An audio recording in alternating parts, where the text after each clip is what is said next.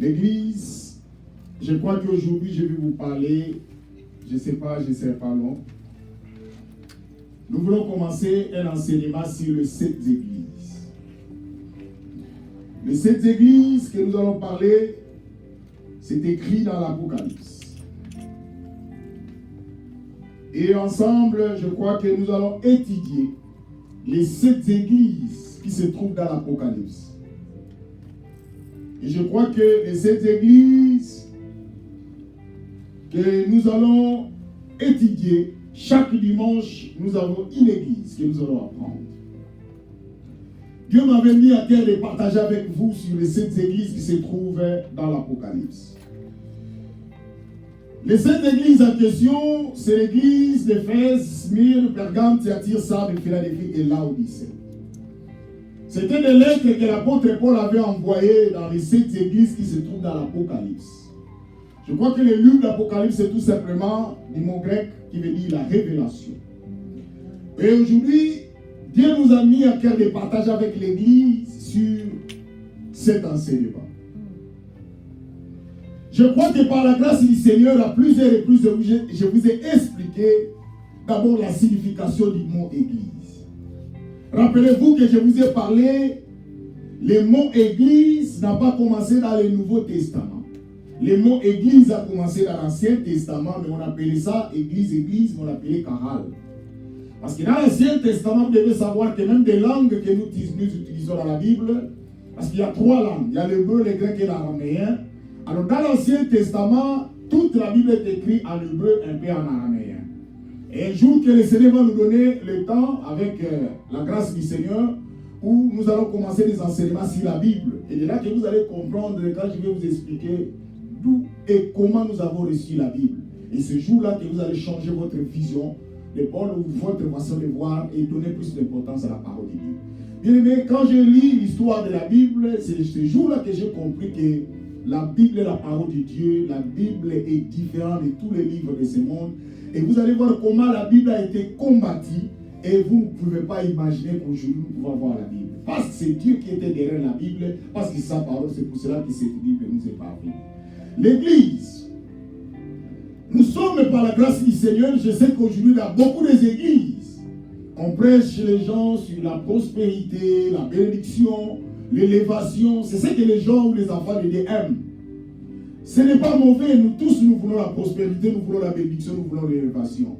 Mais nous devons savoir que dans toutes ces choses, il y a un fondement. Il y a une base qui est la parole de Dieu. Voilà pourquoi si une église n'est pas assidue, et c'est pour cela que si vous regardez même dans la Bible, vous allez voir dans l'église, dans les actes des apôtres qu'on appelle les actes du Saint-Esprit, la Bible dit que ce qui a fait la force de l'église primitive, c'était l'enseignement. La Bible ne parle pas des enseignements des apôtres. La Bible dit l'enseignement des apôtres.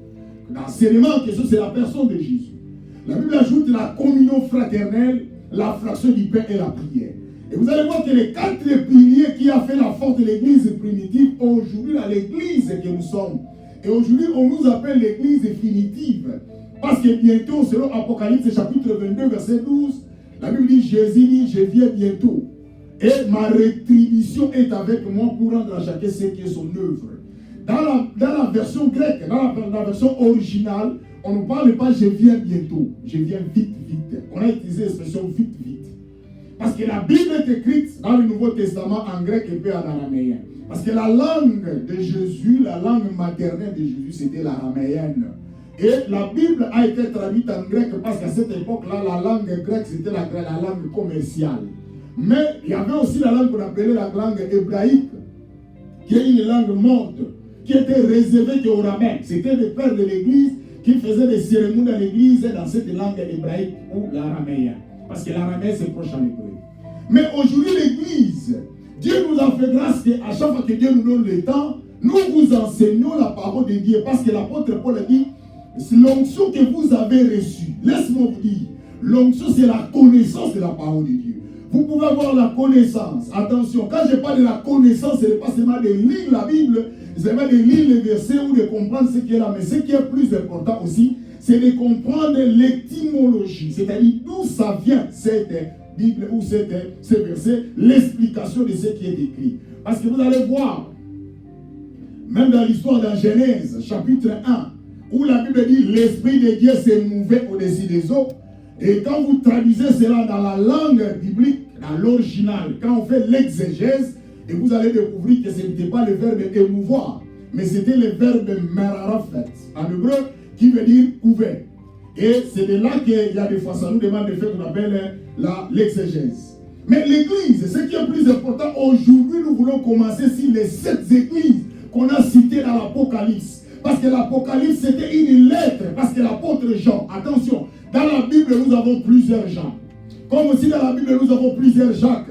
Dans la Bible, nous avons aussi plusieurs Hérode. Mais le jour que le Seigneur va nous donner aussi le temps avec des enseignements, où je vais commencer à vous enseigner de quels Jean, de quels Hérode, de quels Jacques, et c'est très important. Mais ici, les gens que la Bible nous parle, c'est les cousins de Jésus, c'est les frères de Jésus, parce que Jésus aussi avait une famille biologique. Et après la naissance de Jésus, sa mère a mis aussi au monde d'autres frères. C'est pour cela que quand Jésus était sur la croix, quand Marie se plaignait, il plairait Jésus, Jésus dit, femme, voici ton fils. Fils, voici ta mère. Attention, beaucoup de gens utilisent l'expression que Jésus a appelée femme. C'est-à-dire qu'il a manqué de respect à sa mère. Non. Dans la coutume juive, quand on appelle une personne femme, c'est-à-dire l'honorer. Voilà pourquoi il y a des fois, il faut toujours aussi savoir la culture juive qu'on appelle le judaïsme. C'est très important. Mais dans notre enseignement d'aujourd'hui, par la grâce du Seigneur et la façon dont Dieu va nous orienter, nous allons parler sur l'église d'Éphèse. La première église qui a existé selon la lettre dans l'Apocalypse, c'était l'église d'Éphèse. Et nous allons lire dans Apocalypse chapitre 2, du verset 1 jusqu'au verset 7. Et je crois que cette lettre était arrivée, c'était à l'an 26 jusqu'à l'an 1070 après Jésus-Christ. Parce que l'Apocalypse, c'est la révélation de l'apôtre Jean. Parce qu'il y avait un moment où on persécutait les chrétiens, c'est-à-dire les disciples ou les apôtres. Il y avait des moments de tribulation, de combat, où les hommes de Dieu étaient vraiment combattus à l'époque-là, et on tuait les apôtres de Jésus. Et il faut faire attention, il faut faire aussi la différence qui existe entre apôtre et un disciple. Parce que les disciples sont devenus les apôtres. Parce que disciple veut dire écolier, c'est lui qui apprend, mais apôtre veut dire un envoyé. On ne peut pas envoyer quelqu'un qui n'est pas encore formé. C'est-à-dire quand les disciples étaient autour de Jésus, auprès de Jésus, ils étaient bien formés, et quand ils se sont devenus mûrs, c'est-à-dire ils ont eu la matière, c'est alors qu'ils sont devenus des apôtres, et on les a envoyés pour aller faire la volonté de Dieu. Et la lettre que nous lisons, ça dirait à l'époque, l'an 26 après Jésus. Et je crois que je vous ai aussi parlé aussi de l'histoire des dates. Parce que dans l'Ancien Testament, on comptait de 10 jusqu'à 1. Mais à la personne de Jésus, on commence à compter de 1 jusqu'à 10.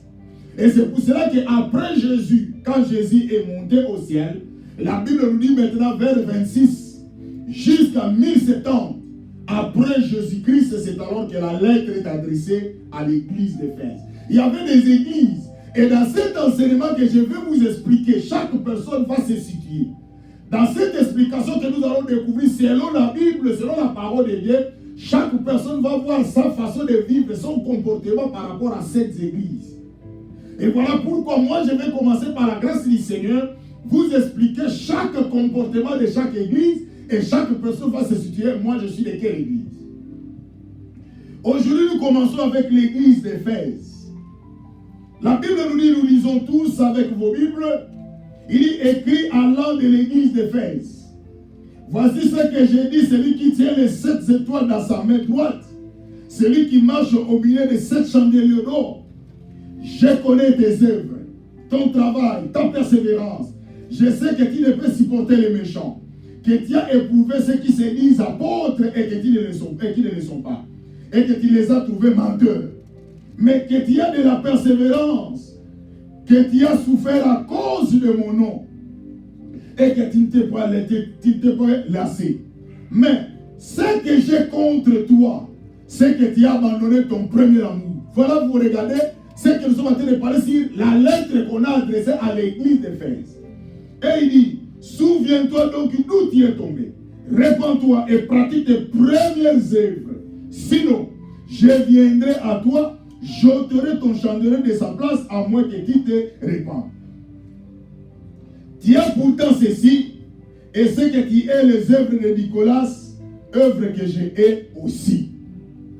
Et si vous regardez le verset 7, il dit que celui qui a des oreilles entende ce que l'Esprit dit aux églises. À celui qui vaincra, je donnerai à manger de l'arbre de vie et qui est dans le paradis de Dieu. Bien-aimés le Seigneur, nous voyons que la lettre qu'on a adressée à la première église, et je vous ai parlé d'abord par définition, dans l'Ancien Testament, on appelait l'église Kahal, l'ensemble dans le désert. Lorsque les enfants d'Israël étaient en Égypte comme des esclaves, la Bible nous dit qu'ils pleuraient jour et nuit pour que le Seigneur l'Éternel puisse les délivrer. Quand la Bible parle le Seigneur, parce que dans l'Ancien Testament, on appelait Dieu Yahweh. Et le nom que Dieu s'est révélé à Moïse, c'était Yahweh. Et comment le nom d'Adonai et à qui Yosef dit, c'était par rapport à la prononciation. La Bible nous dit que dans l'Ancien Testament, comme Dieu ne supporte pas les pécheurs et les péchés, les enfants d'Israël étaient un peuple délivré par Dieu, mais qui ne marchait pas dans la droiture et dans l'intégrité. La Bible dit qu'ils ne pouvaient pas supporter la présence de Dieu. Et à chaque fois qu'ils prononçaient le nom de Dieu dans sa totalité, il y avait des morts, il y avait des femmes qui avortaient, il y avait des dégâts énormes. Et la Bible nous dit, et en lieu et place de prononcer le nom de Yahweh, parce que tellement le nom était puissant, tellement le nom là était vraiment puissant à un niveau que vous ne pouvez pas imaginer, ils se sont dit, parce que le nom de Yahweh dans l'Ancien Testament était prononcé de cette façon. C'est-à-dire, vous appelez les lettres, donc c'est dit lettre par lettre. Parce que si vous prononcez le nom de Yahweh dans toute entièreté, vous mourrez.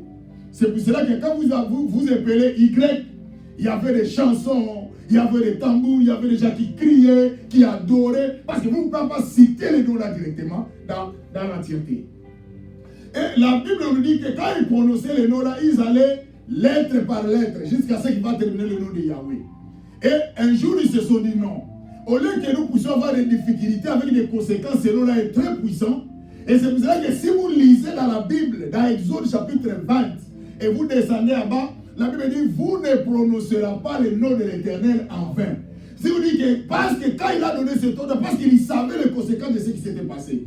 En d'autres termes, vous n'allez pas soutenir vos mensonges à utiliser le nom de Dieu. Et c'est pour cela les choses que nous vivons aujourd'hui, où les gens veulent mentir à une femme, où les gens veulent mentir à une église, où les gens veulent mentir à un frère, ils utilisent les choses de Dieu. Parce que les gens ont compris que tout le monde a tendance à obéir à Dieu. Et selon la Bible, Dieu dit que vous ne pouvez pas utiliser le nom de Dieu, vous utilisez le nom de Dieu pour faire votre péché. Et c'est pour cela qu'ils ont dit non. En lieu et place que nous puissions utiliser Yahweh, nous pouvons remplacer le nom de Yahweh par Adonai. Adonai qui veut dire Seigneur en français, Adonai en hébreu et Kyrios en grec. Et c'est pour cela que quand quelqu'un utilisait le nom de Adonai, dans leur tête, ils comprenaient directement que le nom que je suis en train de citer signifie Yahweh. Au lieu que je puisse mourir, avoir des conséquences, alors on nous a donné un nom facile à utiliser pour ne pas connaître la mort. C'est pour cela que si vous lisez dans Jean chapitre 13, vous allez voir que lorsque Jésus était en train de laver les pieds de ses disciples, arriva autour de Pierre. Quand il voulait laver les pieds de Pierre, Pierre a refusé. Il dit, toi le Seigneur et le Maître. Donc Pierre voulait dire, toi Yahweh, tu ne peux pas t'abaisser jusqu'à ce niveau, parce qu'il savait l'importance et la valeur de ce nom. Et aujourd'hui l'Église, nous portons le nom de Jésus, mais nous ne savons pas la valeur de ce que nous portons. C'est pour cela, si vous lisez aussi dans la Bible nous dit, la colère de Dieu, ça sera plus grave dans ceux qui ont crié à Jésus. Laisse-moi vous dire, maman, soit ma soeur, mon frère, tu n'as pas Jésus, le châtiment est un peu apaisé. Par rapport à toi qui as la connaissance de Jésus, de Dieu, tu portes le nom de Dieu, tu écoutes le nom de la parole de Dieu chaque jour, mais tu fais des choses comme un ignorant. Non, Dieu ne va pas vous épargner. C'est pour cela que lui-même a dit, dans Matthieu chapitre 25, il dit, il dira à ceux qui seront à sa gauche, retirez-vous de moi, maudits, allez dans le feu éternel qui a été préparé pour le diable et ses acolytes.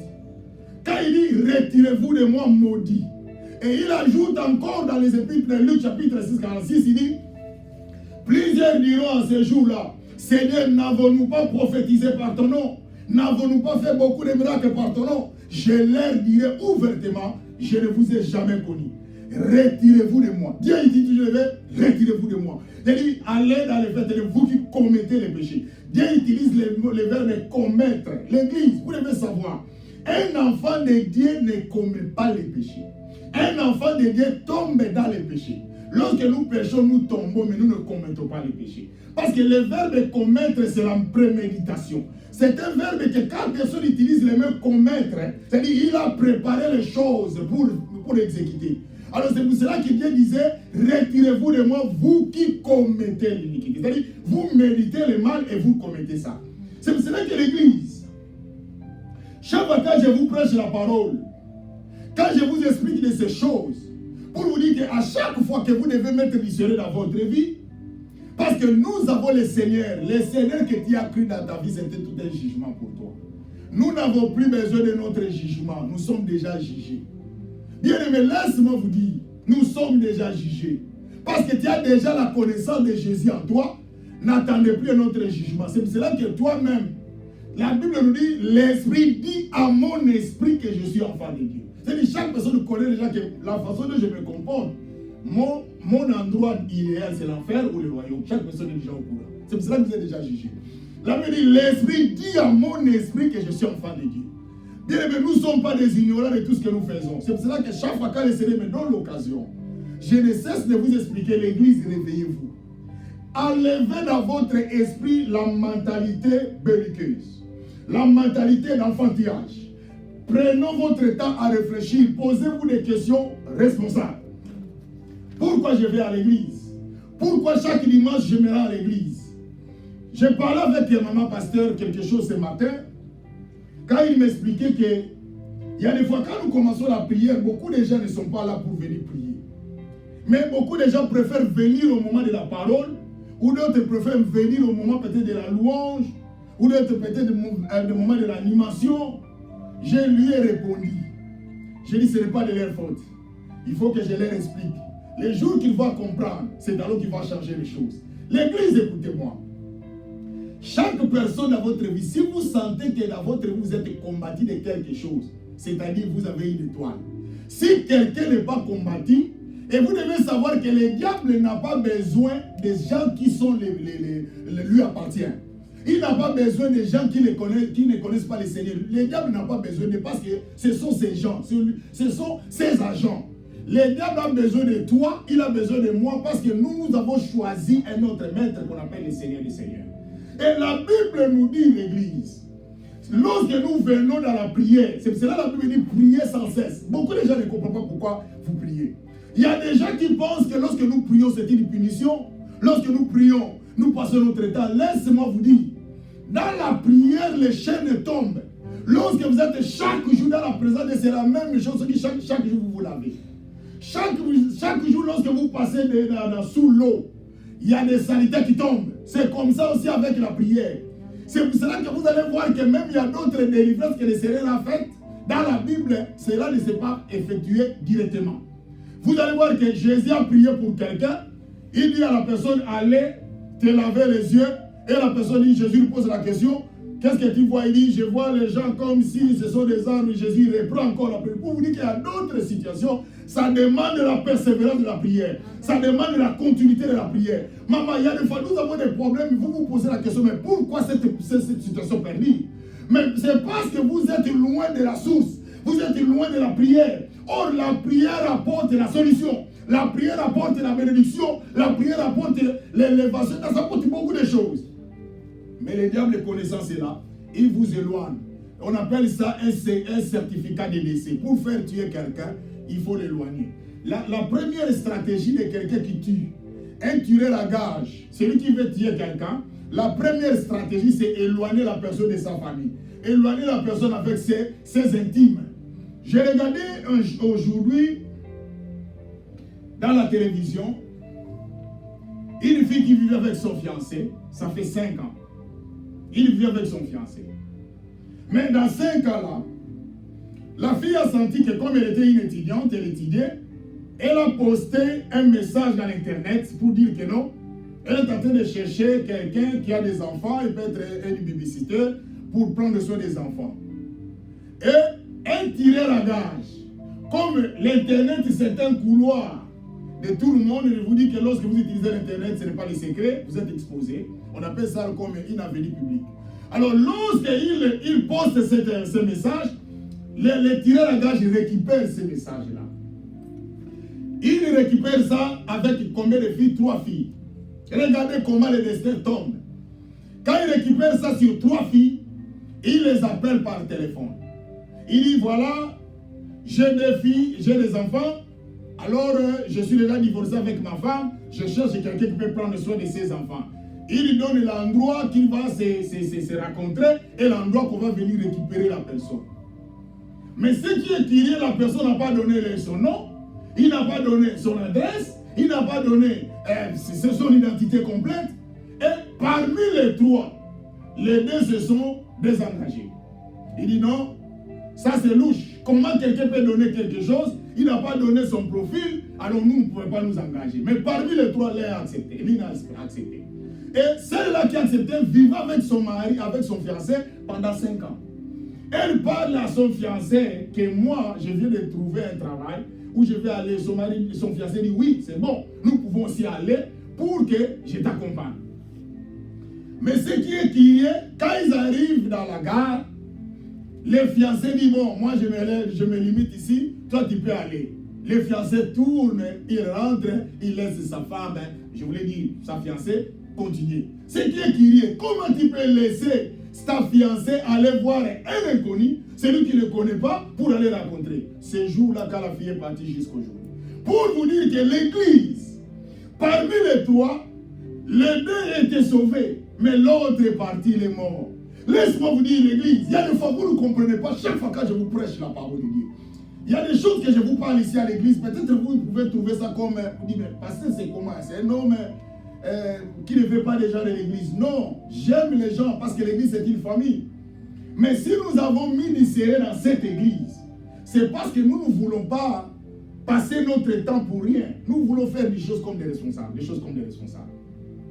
L'église, faisons des choses comme des responsables. Quand j'ai parlé aussi, même dans l'église, quand j'ai donné des exemples que non, dans cette église, même si vous faites de la modération, même si vous prêchez, même si vous chantez, même si vous donnez la Bible, et vous ne marchez pas selon les règles de cette église, vous mettez à la porte. Non, je ne refuse pas les gens. J'insiste encore. Les règles que je parle, c'est-à-dire des valeurs.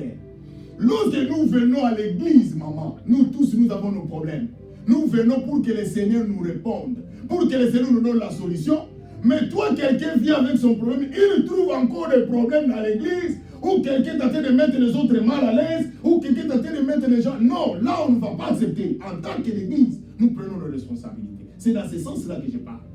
L'église. Et c'est pour cela que chaque fois que je vous prêche la parole, je parle de Dieu, de la droiture, de l'intégrité. Nous pouvons être bénis, nous pouvons avoir les mariages, nous pouvons avoir tout ce que nous pouvons avoir, les enfants, l'argent. Mais lorsque tu n'as pas Jésus, tu ne marches pas dans la droiture, dans l'intégrité, maman, tu ne fais rien. Tu vas te retrouver en enfer. J'ai dit l'enfer est difficile. Et c'est pour cela que je suis en train maintenant de commencer à vous expliquer les 7 églises qui se trouvent dans l'Apocalypse et chaque personne va se situer selon l'explication de cette église. Et la Bible nous parle ici, je crois que, vu notre temps, je ne pense pas que nous allons terminer avec cette église, parce qu'aujourd'hui c'était comme une introduction et puis nous entrons sur l'église d'Éphèse. Quand vous allez rentrer dans vos maisons, ma sœur, maman, je vous pose la question. Aujourd'hui vous avez tout.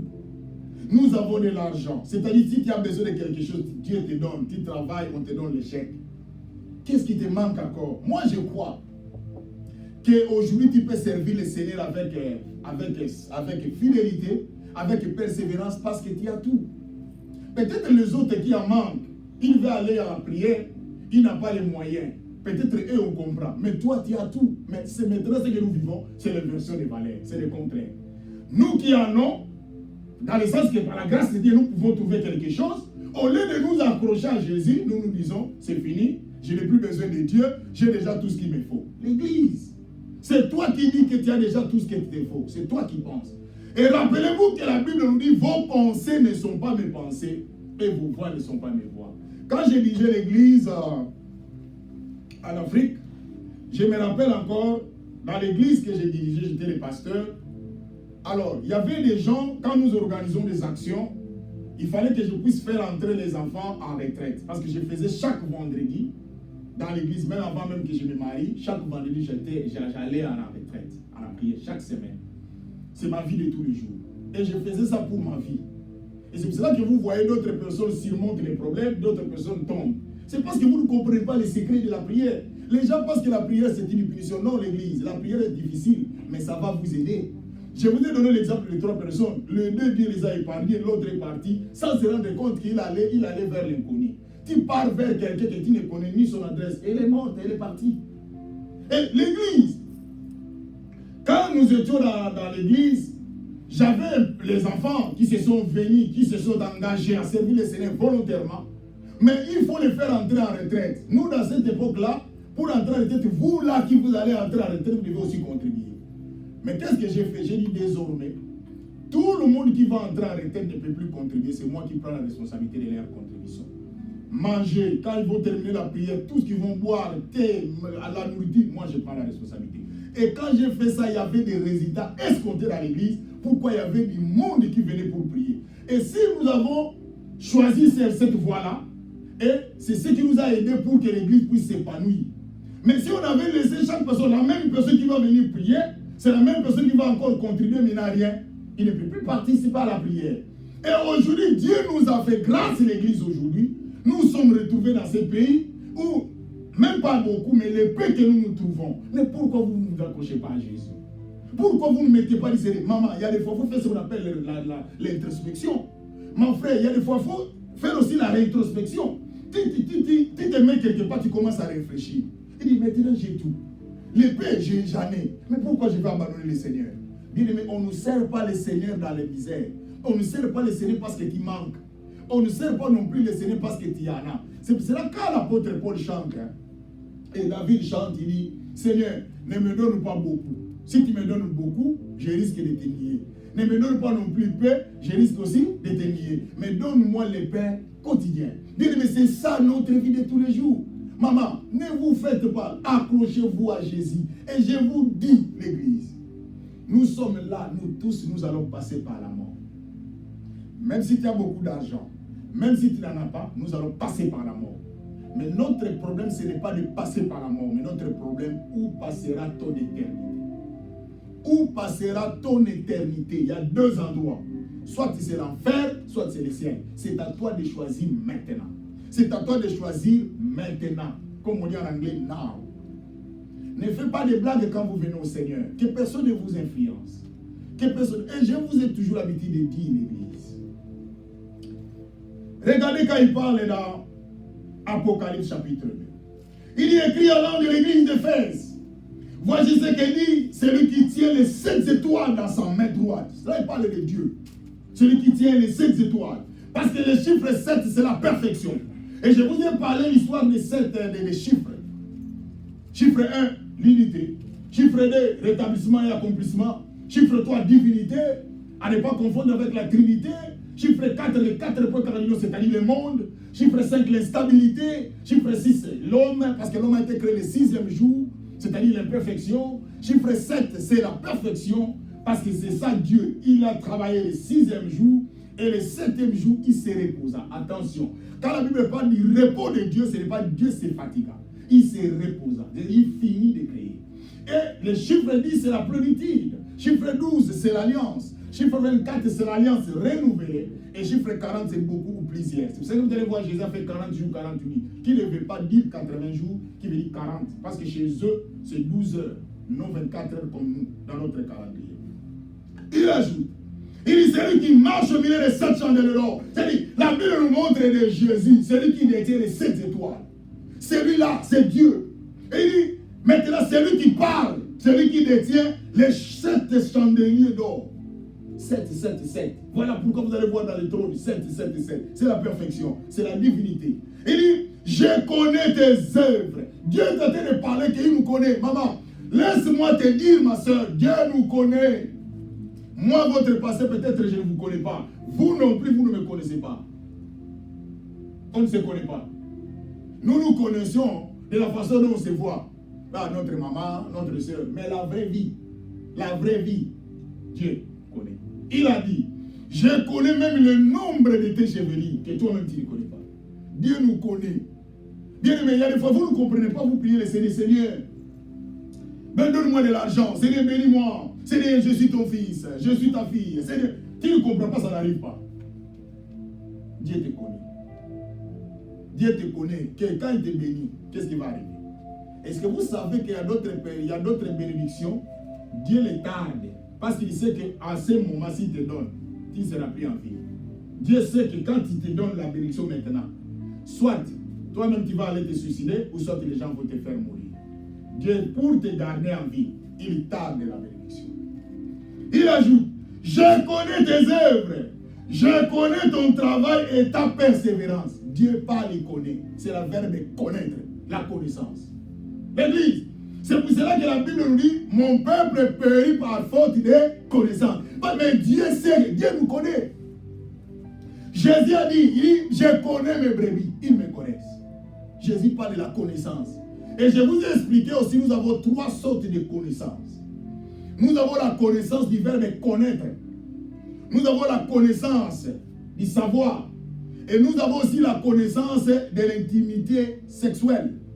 La Bible dit, Adam connut Ève.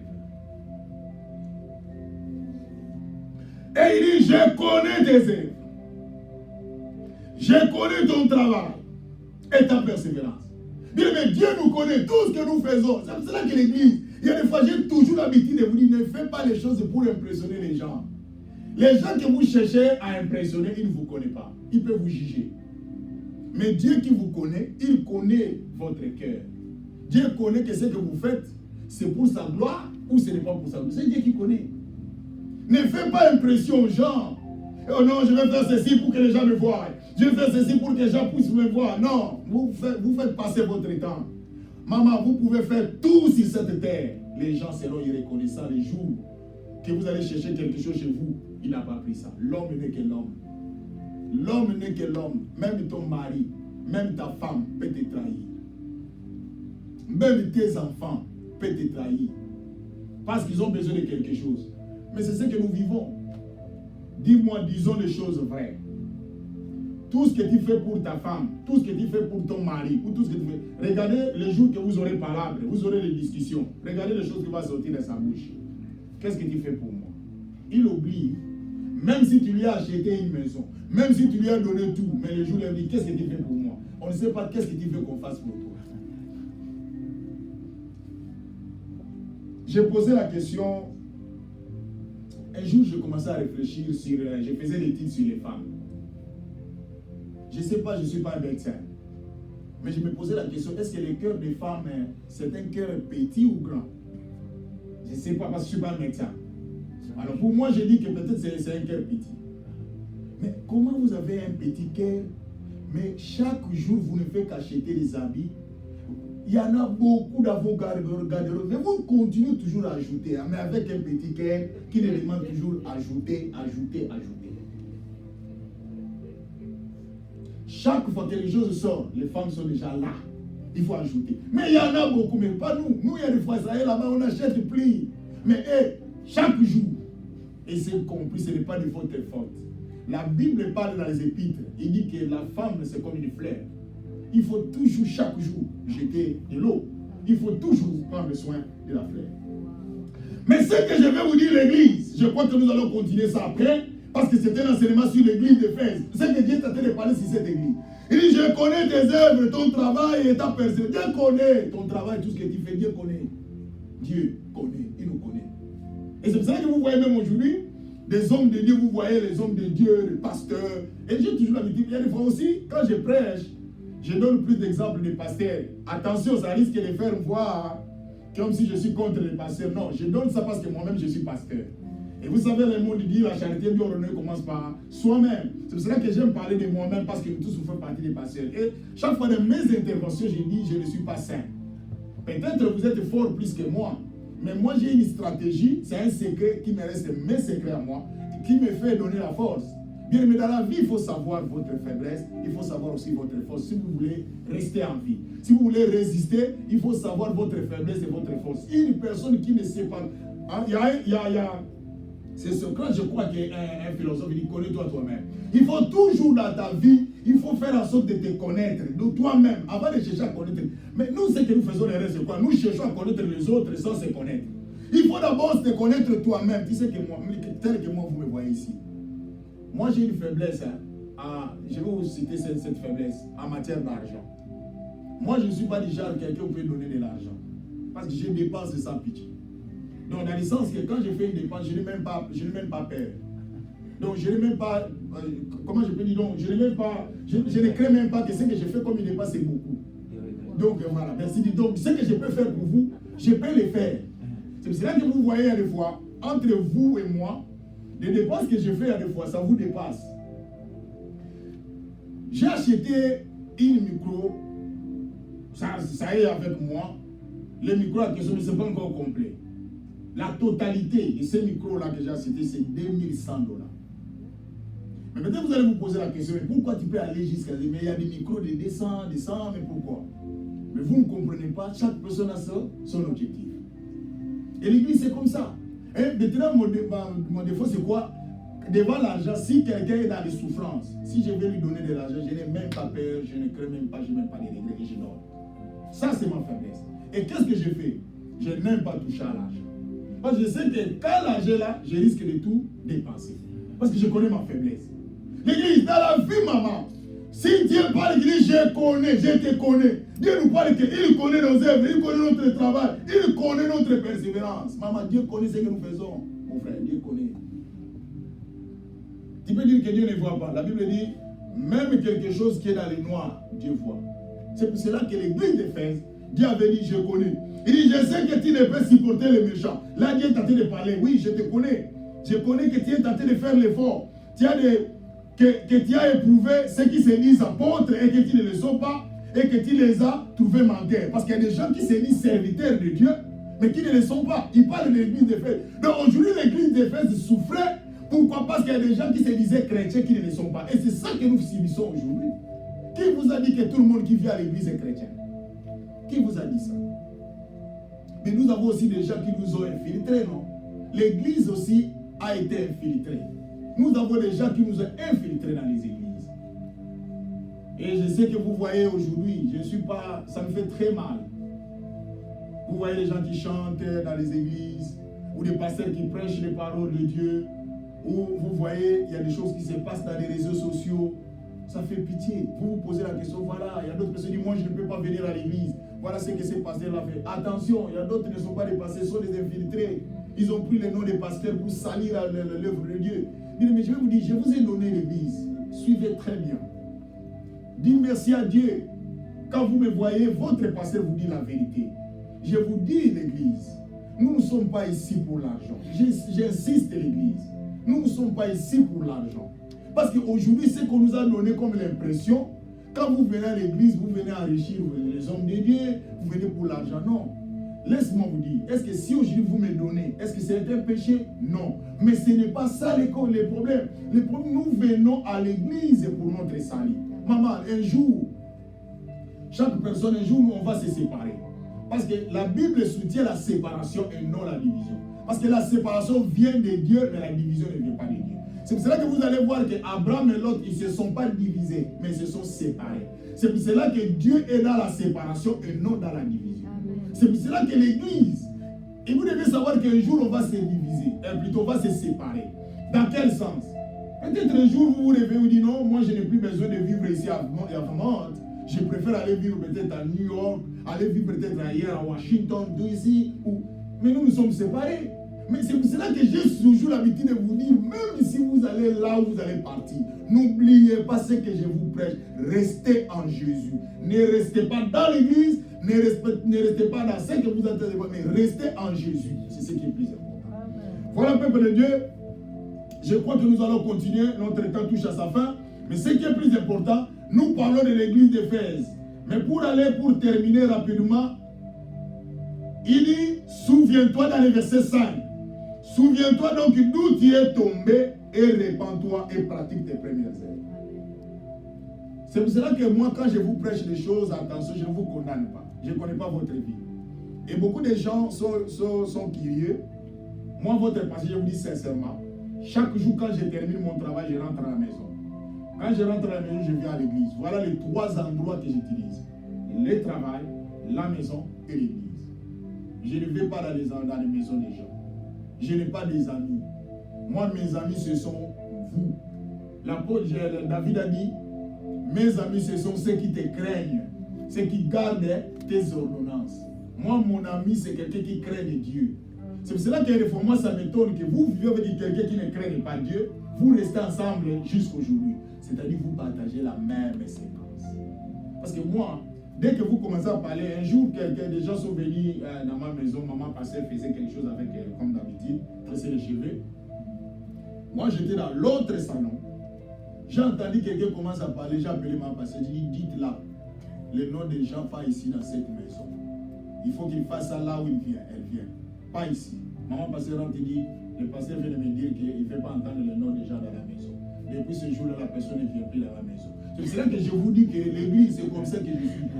Je ne suis pas un pasteur de sentiment. Même mes amis, c'est comme ça que je fais. Quand ils parlent de quelque chose, ils disent, j'ai entendu ce que tu as dit, mais je regarde la tête et la queue, ça ne correspond pas. Explique-moi un peu pourquoi. Moi, c'est comme ça. J'aime être clair, qu'on définit les choses et on continue la route. C'est comme ça que je suis. C'est pour ça que je n'ai pas des amis. Mes amis, ce sont ceux qui craignent l'Éternel.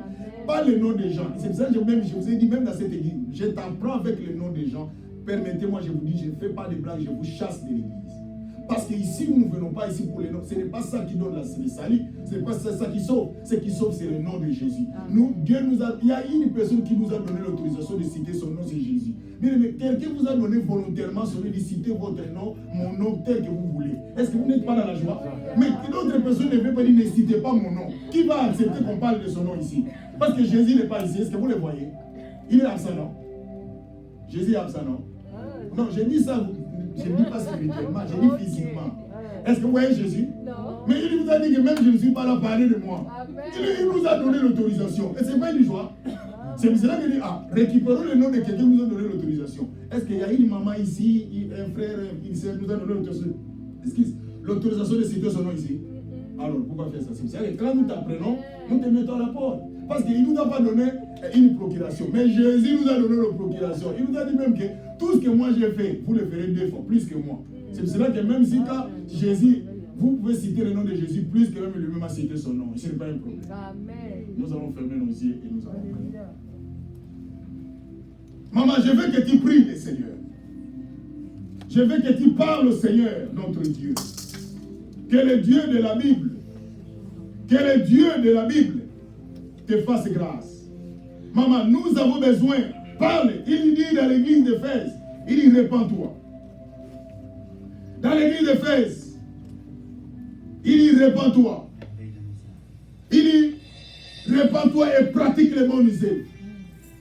Maman, c'est que tu as une église, l'église d'Éphèse. C'est l'église qui a commencé aussi parmi les lettres que l'apôtre Jean a eu comme une révélation. Il dit, prenez ces lettres à l'adresser aux 7 églises qui se trouvent dans l'Apocalypse. Maman, vous venez d'écouter que Dieu te connaît. Je veux que mon frère, papa, que tu te dises, Dieu me connaît. Il connaît ma persévérance. Il connaît mon travail. Je ne sais pas de quel travail. Dis Seigneur, aujourd'hui j'apprends que tu me connais. Je vais maintenant faire des choses qui vont te plaire parce que tu me connais. Il dit encore dans ce que nous venons de lire, Dieu dit, souviens-toi là où tu es tombé et répands-toi. Moi je ne te condamne pas non plus, ma soeur, mon frère, papa. Tu as tombé quelque part, répands-toi et continue la route.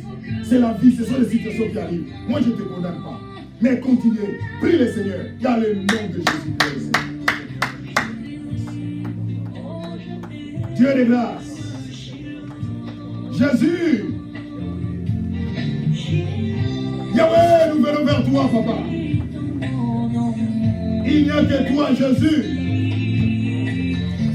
Yahweh, nous venons lire la première lettre de l'église d'Éphèse. Yahweh qui a existé du l'an 26 après Jésus jusqu'au 1070. Yahweh, merci pour cette parole. Merci Jésus, Dieu de grâce. Merci Jésus.